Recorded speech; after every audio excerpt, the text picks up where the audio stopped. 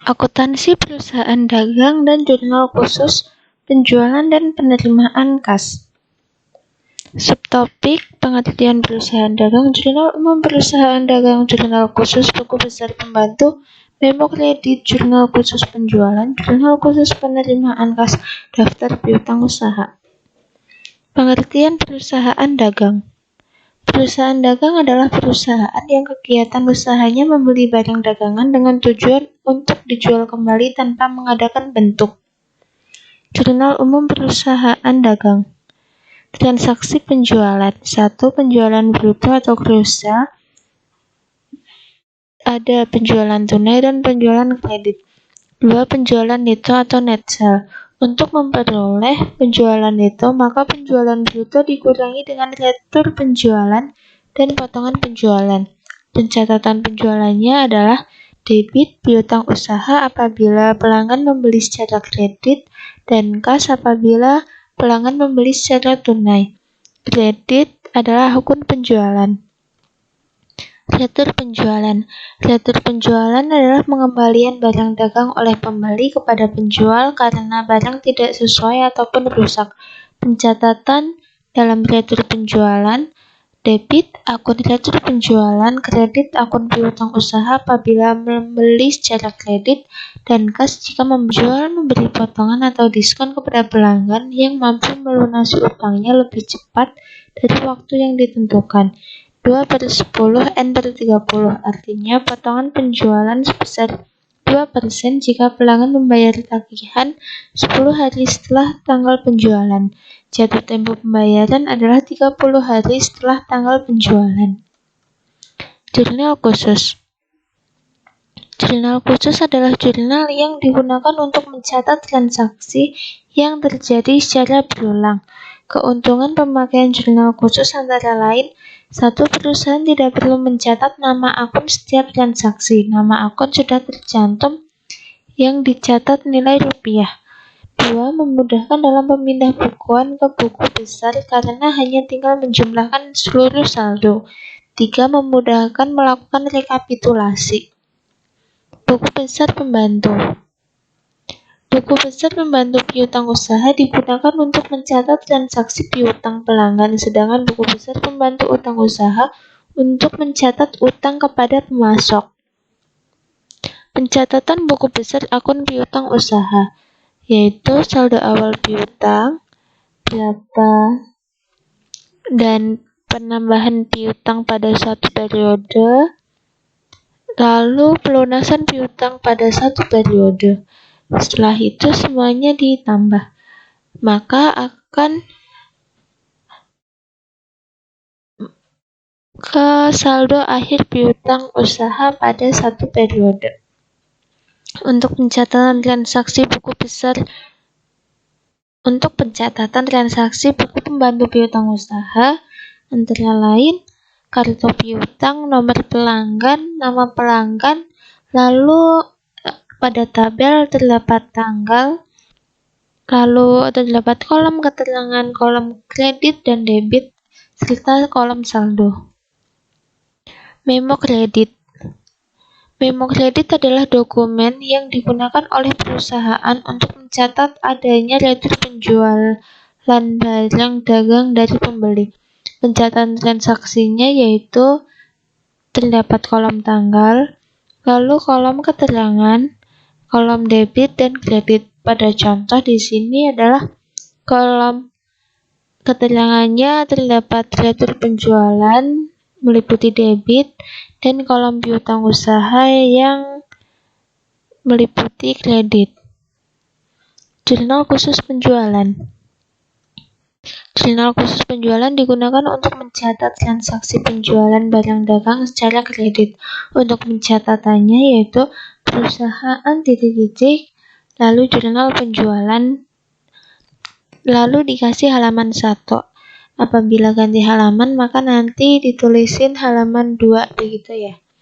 Lalu untuk kolomnya yaitu terdapat tanggal, lalu nomor faktur, terdapat nama, syarat pembelian, lalu ref, lalu terdapat kolom piutang usaha yang meliputi debit dan kolom penjualan yang meliputi kredit.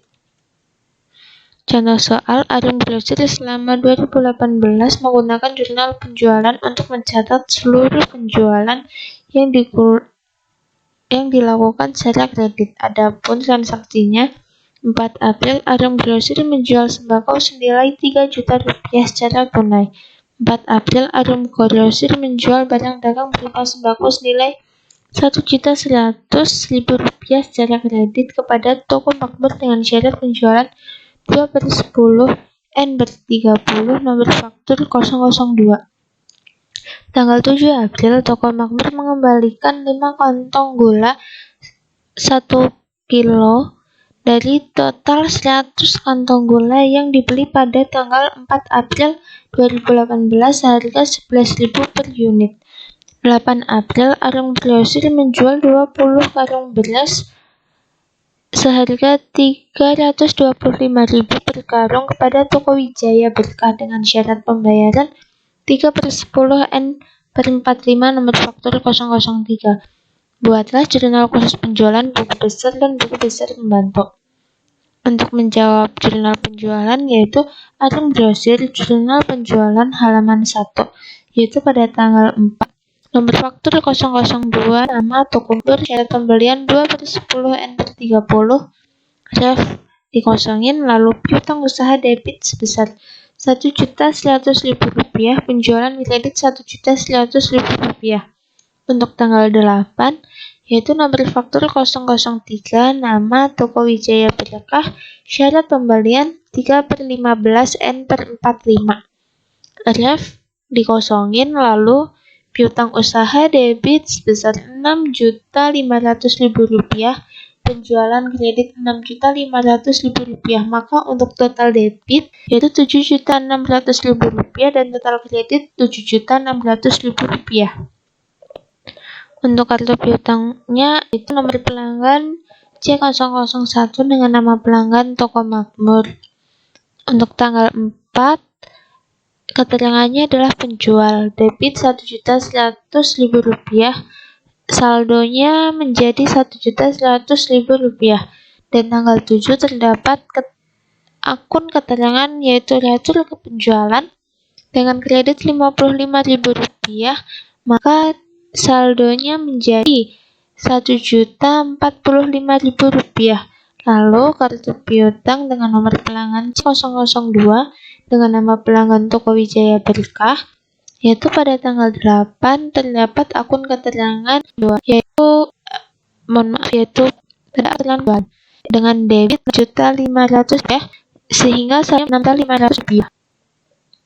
Lalu untuk piutang usaha dengan 112 yaitu pada tanggal 7 terdapat satu penjualan dengan kredit 55.000 rupiah, maka menjadi 55.000 rupiah. Tanggal 30 penjualan 1 bulan, debit 7.600 rupiah, saldo menjadi 7.600 rupiah. Penjualan 4 yaitu pada tanggal 30 dengan keterangan penjualan bulan, kredit 600 rupiah. Jurnal khusus penerimaan kas. Jurnal khusus penerimaan kas digunakan untuk mencatat transaksi penerimaan kas yang berasal dari berbagai sumber. Misal penjualan barang secara tunai, penyetoran modal oleh pemilik, pelunasan piutang usaha pelanggan. Untuk pencatatannya adalah perusahaan, lalu jurnal penerimaan kas dan halaman 1. Lalu untuk kolomnya terdapat kolom tanggal, kolom akun, ref, lalu kolom debit meliputi kas dan potongan penjualan, dan kolom kredit meliputi piutang usaha, penjualan, lalu kolom lain-lain. Contoh soal, berikut ini adalah transaksi penerimaan kas selama April 2018 di Arum Grosir. 1 April, Ibu Anggun menyetorkan modal awal berupa uang tunai sebesar 50 juta rupiah dan bangunan yang dipakai sebagai gudang senilai 100 juta rupiah. 1 April meminjam uang dari Bank Sejahtera Rakyat sebesar 100 juta rupiah. Suku bunga pinjaman 12% dan jatuh tempo dalam 12 bulan. 4 April menjual sembako senilai 3 juta rupiah secara tunai. 18 April menerima pelunasan piutang toko Wijaya Berkah. Nilai piutang usaha Rp6.500.000 dan potongan penjualan Rp195.000. Untuk pencatatannya adalah Arum Grosir, Jurnal Penerimaan Kas, halaman 1. Untuk tanggal yaitu tanggal 1, akun modal Ibu Anggun debit kas Rp50 juta dan kredit akun lain-lain Rp50 juta. Lalu masih dengan tanggal 1, terdapat akun utang bank debit Rp100 juta, kreditnya menjadi akun lain-lain Rp100 juta. Untuk tanggal 4 yaitu penjualan tunai debit Rp3 juta, kredit akun penjualan yaitu Rp3 juta. Tanggal 18 yaitu Toko Wijaya Berkah debit kas Rp6.305.000, lalu potongan penjualan yaitu Rp195.000. Maka untuk akun kredit yaitu piutang usaha Rp6.500.000. Maka untuk totalnya yaitu debit pada kolom kas Rp159.105.000, debit potongan penjualan yaitu Rp195.000. Untuk kredit akun piutang usaha yaitu Rp6.500.000 dan penjualan yaitu Rp3 juta. Lalu untuk kredit akun lain-lain Rp100 juta. Daftar piutang usaha. Piutang usaha saldo piutang usaha pelanggan pada akhir periode. Daftar piutang buku pusat pembayaran piutang usaha. Contoh piutang usaha Grosir pada 30 April 2018. Arum Grosir, daftar piutang usaha 30 April 2018. Toko Makmur yaitu Rp1.045.000. Toko Wijaya Berkah 0. Maka untuk piutang usaha adalah Rp1.045.000.